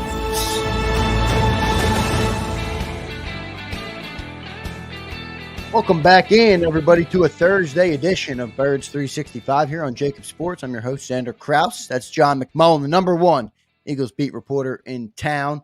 Give us a follow on X. Me at Real Zander and John at JF McMullen. Thank you guys for all the support you've given. Birds 365 has been crushing it, and we appreciate each and every one of you guys for tuning in, whether it's on a daily basis, on a weekly basis, whenever it is you listen, whether you listen to the clips, the full show. We appreciate your support for always hitting that like button and sharing your comments below. They're always welcomed, and I read them all. I read every single comment we get on JAKIB, so I appreciate you guys for doing that, especially on the comments after the show in the comment section. Waiting on Les Bowen. I'm not sure if Les forgot, if he's still reading about the election or what's going on. I just we can get texted Les. I'm going to take. I forgot to remind him, so he might have Yeah, we forgotten. booked him on So, Tuesday, right? Yeah. yeah. That's all right. If he can't come up, we'll talk about some things before we get him up, and if not, maybe he'll join us tomorrow or whenever he can. Again, looking forward to talking to Les whenever it may be. John, let's talk offense. Is the assumption right now, and I know you don't know, so you can't speak definitively. Is the assumption right now that AJ and Dallas Goedert will be out there and Devontae Smith will be out there this weekend? Dallas, yes. Yeah, he expects to be out there. He was a full participant, again, estimation. Talked to him a lot yesterday. Talked to him after the game. He told me after the game on Sunday he was going to play. So unless there's a setback, he's going to play. Dallas. AJ, with the fact that he was back out there yesterday is a good indication. And obviously had an MRI, nothing more than a contusion, a bone bruise, essentially. So I think he's going to play. Devontae, more popped up. Now, he was out there yesterday, and he looked fine. He didn't have his helmet, but he was stretching, and he was helping as the wide receivers went through the drills. So my thought there is that they're just trying to manage him through the week. So I would say all signs are positive for all of those three players. Ironically, the one who I'm 100% on is Dallas Goedert, who's the one who hasn't been playing. But he's expected to be back, and that's the plan. Good to hear that. Any update on the offensive lineman? Joe Whipp checks in. My guy Joe. Good to see you, Joe. He says, when is Mailata back? I know any update on Mailata, John, and when he might be back? Yeah, I see him all the time. He's still got the big again, fourth game, the fourth game doesn't mean you're coming back. It just means you have to miss 4 games. He's still got a big sleeve on his leg. That looked pretty serious at the time. So we're going to have to see when they open his practice window and how quickly that comes to pass. But this would be the last game eligible to come off. But that doesn't mean he's going to be back. Fred, it's ironic because Fred was out yesterday. Mackay was out yesterday, and Cam Jurgens was out yesterday. So it was a mess yesterday. Yeah. I mean, a mess. But I saw Mackay. He's going to play. I did not see Cam. Fred said he's going to play. So it shouldn't be that bad. The one you have to keep an eye on is Cam Jurgens. And they had Tyler Steen. Remember, Jordan's out, so Fred's out. They had Tyler Steen playing left tackle. Then Landon Dickerson, they moved him into center because Cam at times, so he was playing left guard and center. And that meant Tyler Steen had to go to left guard. They had Darian Kennard playing right guard for Becton. Yeah, this was a big load management day or something, man. Nobody was out there. So it was like training camp. It was all over the place. But Fred says he's gonna play. Avoided a serious injury with that cheap shot on what was a Jalen Hurts touchdown. Obviously, Landon's going to play. Mackay's going to play. Lane's going to play. So, and Cam was dealing with a wrist injury, I believe. Tough guys. You're probably going to see the starting 5. And that includes Fred right now because Jordan's on the injury reserve. Good stuff there, John. I'm just going to mention this because I just saw it on the timeline. I know we brought up Zach Bond, and what did you say he was ranked overall linebacker? 10th right now in the NFL? No, let me double 6th, I believe. But let me double check. 6th or 9th or 10th or somewhere in that range. I know number 6. Number 6. Well, here's somebody that just put on my timeline here. Zach Bond is the second highest graded coverage Yes, linebacker. number 2. Yeah, I mentioned that behind on the show Trey. yesterday behind Yeah, Trevor I mean, Lawrence. that's unbelievable how good that guy's playing. I just wanted to give that shout out to Zach. John, what's your expectation for how the Eagles will kind of attack the Cowboys this week from an offensive perspective? Is it passing game, running game? What do you think, or is it whatever the game calls for at this point? I mean, what do you think? Yeah, I mean, I think that's the Eagles' plan. The Eagles want to do it all. Jalen said it again yesterday. I think Jalen gets, and I don't even think it's the case, but I think sometimes he gets, I don't know what the word is, but when people talk about the running game and identity, I think he takes it as an insult. Well, you saw our back and forth about the deep ball. Like he uses what he views as people's negativity as fuel. And I think, when everybody hyper focuses, you got to run the ball, you got to run the ball, you got to run the ball, because, he takes it as you don't think he can do what he needs to do. And so he's been pretty consistent in saying, we have the ability to do everything and we want to do everything. And, from the coaches, it's pretty consistent that, Nick says it all the time, if we got to run it 40 times, we're going to run it 40 times. If we got to throw it 40 times, we're going to throw it 40 times. So I think what people are going to be hyper focused on, to a detriment to themselves, really, is the first 15 plays, because they think it's scripted. And sometimes it is, but most times you're off script. Right, you knock it off script pretty early. Yeah, sometimes by the first third down. So it's one of those things where, they'll do what they have to do to win a football game. And they're one of the few teams that can do that, because, now Dallas is back. And now when Dallas was gone, you finally have some Grant Calcaterra sort of improvement. So now you have, I feel like they use Grant Calcaterra more than they use Goddard, for crying out loud. Yeah, I mean, he's getting involved. So now you have two guys who can catch the ball at tight end. Jahan Dotson's even making a catch. And you have, AJ Devontae, et cetera, et cetera. They're one of the few teams that Jalen isn't lying when he says, we talk about being, so this is what he said. We talk about being multiple, being able to do different things, being able to attack different people in different ways. That takes being able to do it all. So it's a matter of when you do those things and really being good at those things. And that was in reference to, I think it was John Clark, who asked him about Lane, Lane's comments about, going to the coaches and say, we got to run the, like, I think he takes that as an insult when people, and he gets asked that all the time now.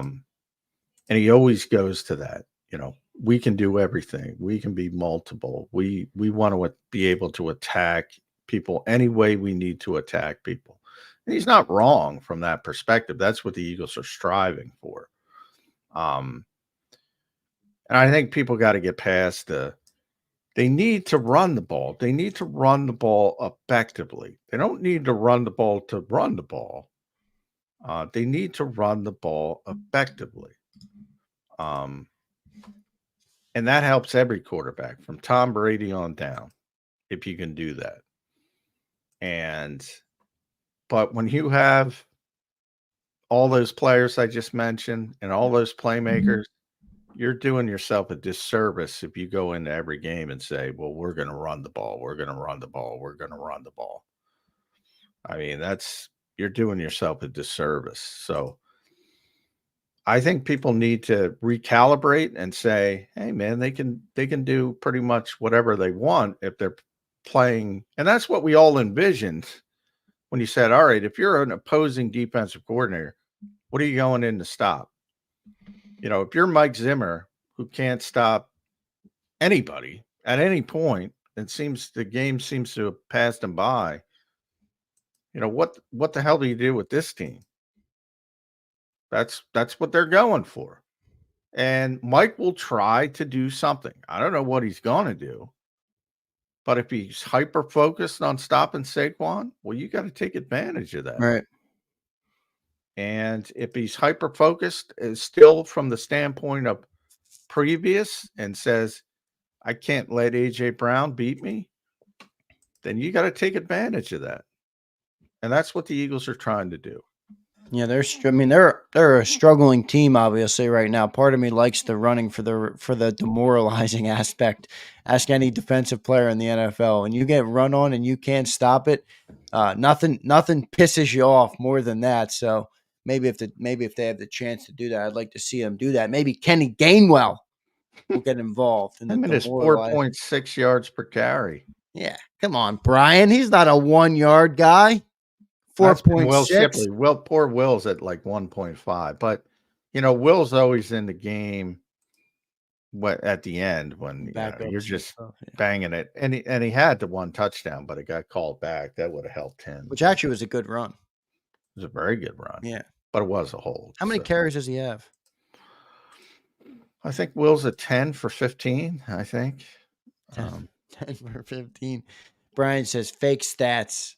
Well, they are fake stats. You're correct. I mean, 10 for 15. Who gives a shit? I mean, he's closing out games, but you know, people use these things. I mean, I'm the least stat guy of all the stat guys. Anybody who listens to this, most weeks, and I'm not even being facetious. The only thing I check is where the Eagles are. Because people are hyper focused on where they are offensively and defensively. They're the 3rd ranked defense, the 6th ranked offense, which is crazy. But that's it. That's all I check. Like I get my numbers from you basically, and I look at some advanced stats. But as far as raw numbers, unless somebody asks me a question, I'm actually looking up. Like I can't tell you how many rushing yards Saquon has right now. I don't give a flying. I don't care. Like, is he effective? Yeah. I don't care. It's the least of all the major sports. It's the least statistical game there is. And the ones that matter are the advanced ones, right? That, you know, people don't like or people don't understand or, yeah, because there is so much. It's an unbalanced schedule. The sample size is so small. Yeah, it's a team game too. I mean, you know, so it's an individual stats are just. I mean, there can be, and that's why it mystifies people. Like, when they think that somebody has a big game because of a splash play and they get a poor film grade, it mystifies people. But it happens all the time. Like if you look at, you know, the spectacular play, the backward leap, you know, Saquon had for what he was playing as, and he talked about this after the game, for how he's been playing. He had a bad game for his typical level of production this year. He was below it. From a play-to-play standpoint, as he brought up after the game, you know, part of it is, you know, he got screwed on the fumble, but from his standpoint, he takes responsibility for that. Right. He took responsibility for the false start, the drop pass, and there was a 4th one, I forget. Running out of the bound. Running, giving himself up where he didn't understand the situation. Like he was really hard. That's what he was worried about. And I said, that was the most impressive thing to me, far more impressive than the backward leap. Like that was his first thought after the game. It's like, you know, he knew that it wasn't up to his particular standard. And that just blows people away. Like he came into that game, I think it was number 10 ranked running back in the NFL, and I think he's 15th now if you coming out of that game, that blows people's minds. Like, but he knows it. And that's why the Eagles rave about him, leadership, accountability, all that kind He of does stuff. seem like a really good professional, man. Yeah. He just gets it from all that standpoint. And, and then you have somebody like, Zach, who's playing at that super duper high level. Zach Bond, top linebacker in the NFL for 2 consecutive weeks. But, if there's no splash play, nobody's paying attention to it as much. So it's not a statistical game. It really isn't. No doubt about it. I think we got another super chat here. We do. Brian is on a tear today. He says, "Is Banana Pudding playing this week?" Yeah, he's out there. Now he was out there yesterday stretching. Still a little bit too early, and his soft tissue injury. So that may be one that how he holds up in practice. And he's talking about Darius Slay, for those who don't know. His wife gives the team banana pudding. Yeah. Which I don't know why is a negative thing, but fans are fans. I don't think Brian likes Darius Slay. I think he's just picking on him. How about Snosberry? I guess that's how you pronounce that. We need more of the poutine missile. Sidney Brown. Yeah, I talked about Sydney a little bit earlier. Why poutine? Have you ever eaten poutine, John? No, I have not. You never have? I had poutine like one time. I forgot. I think I was in, where was I? Jay Peak, Vermont, maybe for a ski trip when I was real young. Poutine is like fries and like gravy, I think. Yeah. Not familiar with it, but I'm not a big throwing stuff on my fry type of guy. Like, I don't want to ruin the fry. I don't Are you like a fry and ketchup? Like, I don't want nothing. Just ketchup. Fries. No, you're ruining the consistency of the fry. If you have a good fry, you don't want to mess with it. Yeah, but that's an uphill battle at times, John. To get a real good French fry. Well, yes, it is. I'm saying, but then you don't want the fry. I'm saying now the one exception, I do like crab. I do like, crab fries. Yeah. Cheese. I get freaking cheese away from my fry. I am with you on the cheese. I don't want anything to do with cheese on fries. And brown gravy, that's too English for me. That's like a London. They put brown gravy on everything. It's disgusting. Yeah. So I don't want to ruin the consistency of a good fry. Ian E says fries 365. Appreciate it, everybody. No, we brought up Sidney Brown earlier though in the show. Speaking of it, I don't know where the poutine missile name came from, but Brian's got all sorts of funny names that he's working into his comments. I would like to see more of them because I think CJ's been kind of a letdown from what we expected. Hasn't played over the top or hasn't impressed too much. I think Sidney Brown's got a high ceiling.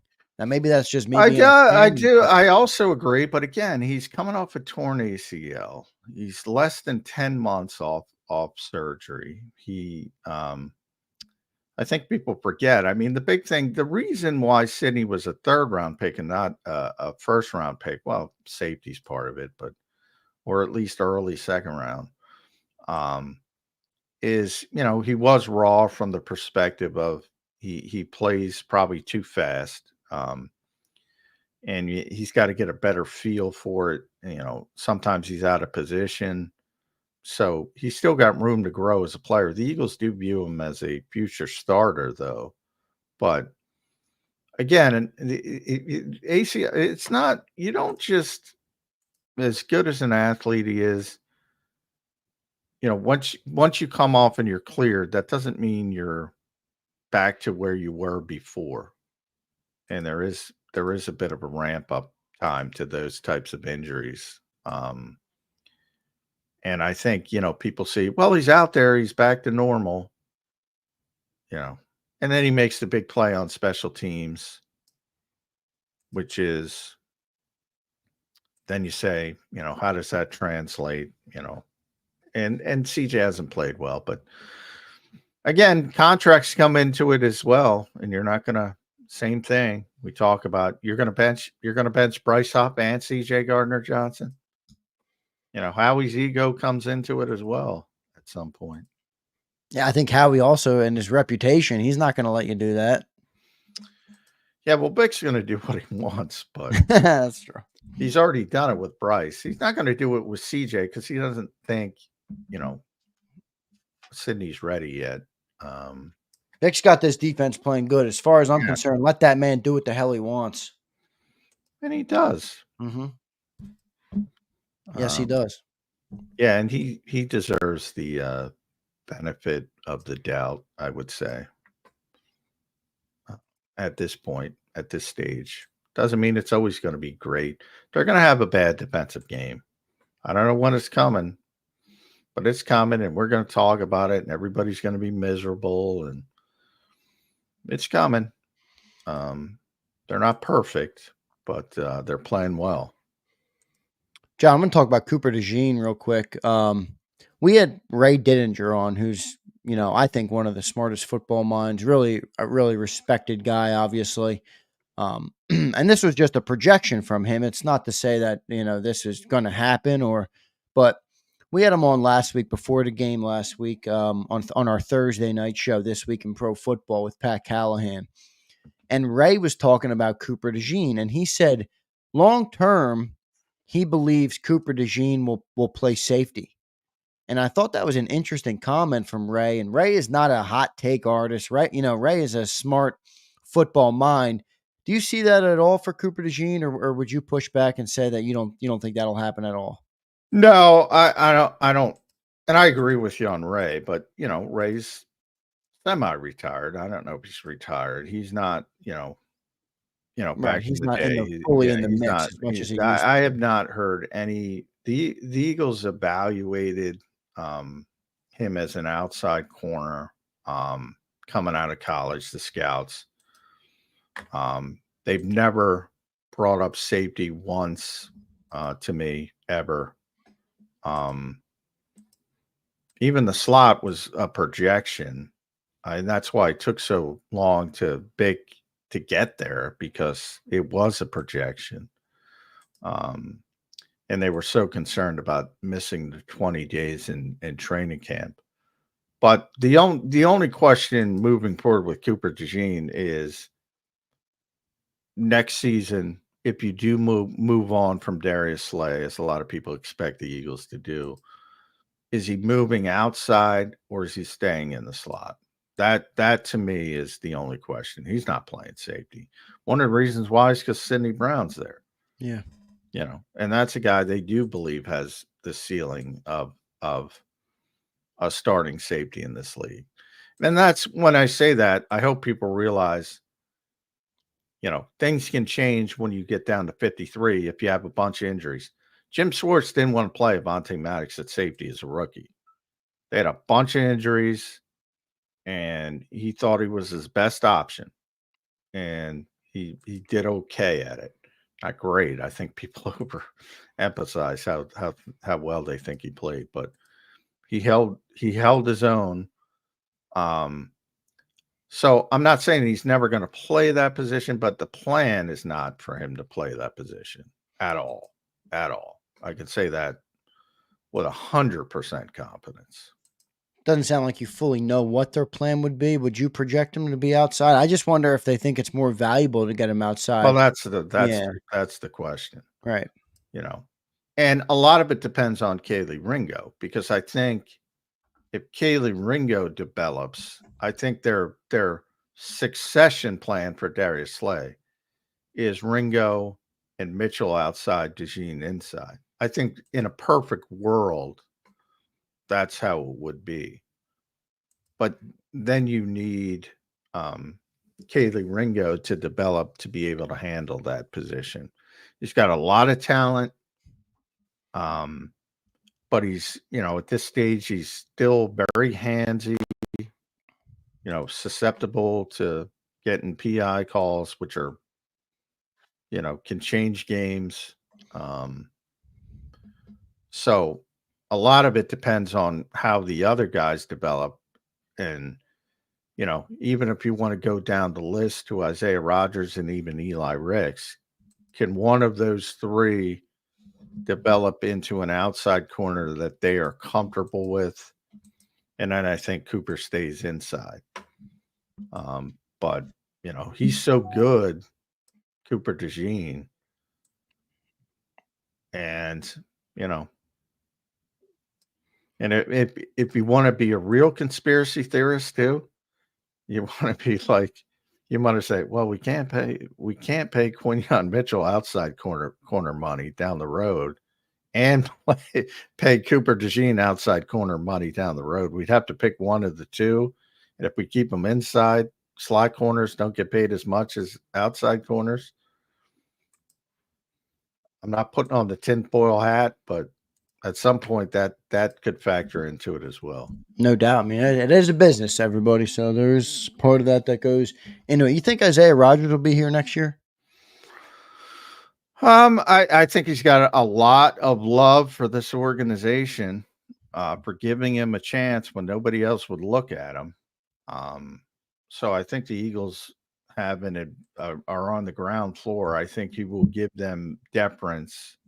But if somebody's going to walk in and say, we're going to pay at a starting level corner, then I think no. So kind of depends on, the market and where he is. And I don't think Isaiah is going to get a huge contract simply because of his size limitations. And people in the NFL, whether it's fair or not, they look at him and say, all right, he does a nice job holding up outside cornerback. He can't do it, sustain it over 17 games. I think that's how they look at Isaiah. Yeah, we'll see what ends up happening with him. He's been playing pretty good though. So, I mean, obviously a small sample size, but he has looked decent in coverage. But I think he looked good. I talked going into Jacksonville. I said, "This is the game. If you're not going to have Slay, this is the game," because they were. Brian Thomas played, but he wasn't healthy. Yeah. And they didn't have Gabe Davis, and they had just lost Christian Kirk. Weren't a lot of playmakers out there for the Jags. No doubt. Johnny Mac, 4 minutes left on the show today. What's on the agenda for the Philadelphia Eagles today before we get your final biggest practice of the week is today. Longest practice, biggest practice. And then we'll be talking to the players in the locker room after. So, typical Thursday on a Sunday game week. And we'll get a better, clearer indication on who they're trying to manage through the week. And is anything serious as far as the guys who missed practice yesterday? Ben Van Sumeren, we know, is in the concussion protocol, so that one's pretty clear. But the fact that Devontae Smith was that one was sort of out of left field, and the fact that he was listed as a DNP, did not practice, and then Nolan Smith as well. You can imagine Nolan Smith with a groin injury, if he can't play, and Bryce Huff has got a wrist injury, poor Josh Sweat and Brandon Graham. Right. And that would give, at that point, by the way, you would have to play Jalix Hunt, and people could say, is Jalix ready? Maybe you get to see some Jalix Hunt. We'll see about Jalix Hunt. A lot of people are excited about Jalix Hunt, John. Everybody's always excited about players they haven't seen. That's true. The uncertainty, and sometimes it goes well. More often, it probably doesn't go as well, I would say. It does kind of seem like his skill set might fit Vic Fangio well, but we'll see. I mean, he's got to be able to get around the edge. Vic was a big proponent of drafting him, so Vic likes him as a prospect. But again, developmental prospect, I think is fair to say. We'll see what he's able to do. John, any final thoughts on the day as we prepare for week number 10? Eagles versus Cowboys, 4:25 this Sunday. Yeah, not a lot of juice for Dallas week. I think, as I said, that's the one thing, we talked about is Jacksonville a trap game. It's amazing to talk about Dallas as a trap game, but it might be a trap game because Washington is looming in a short week and the Cowboys have Cooper Rush. So to me, that's your only concern in this game. If the Eagles show up and play their, A game, and not even from an A game from a standpoint of playing well, from an A game and standpoint of effort and to quote Jalen, keeping the main thing, they'll win the football game. But human nature comes into it. And when you say, oh, Cooper Rush, and you let out a sigh of relief, that's when you get in trouble. Good stuff, Johnny Mac. Great show today. We'll let you get down there and get down to NovaCare Complex. Anybody set to speak today? I think it's Nick Sirianni, right? No, Nick's tomorrow. No coaches today. It's just players in the locker room. Yeah. Good stuff. One more super chat before we get out of here from the legend, Brian Pumper, who's been on a tear today criticizing people. No edge rusher at the deadline is Howie washed. Will Bryce Huff learn how to not fall at the snap of the ball? Can Bus Davis stop eating Wawa? That's more of a troll super chat there. That is Jordan's actually, he's lost a lot of. He's slimmer. He's gotten in good shape this year. Has he lost his fastball? I don't know. I talked about it a lot. It's very difficult because in the case of the Lions, you got to Darius Smith. They had an obvious opening, for the Eagles to make that kind of move, they would have had to bring in a player and also gotten a player out of here. So when you make a mistake on an evaluation right now, it looks like it's a mistake on Bryce Huff. It has implications but it's not just as easy as, oh, we're going to bench the $51 million edge rusher. Again, I encourage Eagles fans to pay attention to other teams sometimes because nobody benches $51 million edge rushers. Good game this weekend to watch is that 1 p.m. Commanders game versus the Steelers. They might be beating up John going into that Thursday game. That helps. I mean, Steelers are playing very well. Steelers are making moves at the deadline because they think they got a chance. So that's a good game. No doubt. And the Eagles on paper, which is funny because we didn't think it, they seem to have the easier game this week. Forget that game. Watch the JAKIB pregame show. We'll be live before the game. Johnny Mac, great show, man. We'll talk to you tomorrow on Birds 365. Thanks, everybody, for being here. Johnny Mac, catch you tomorrow. All right. Thanks, everybody. Later. You've been listening to Birds 365, the destination for the passionate Eagles football fan who bleeds green. If it's Eagles football, we're talking about it. Debate inside the locker room and guests that are some of the greatest football minds from around the region. We hope you enjoyed the show. We know we had a blast. Make sure to like, comment, and subscribe, and we'll be back soon. But in the meantime, hook up with us on social media at JAKIB Sports. See you next time on Birds 365.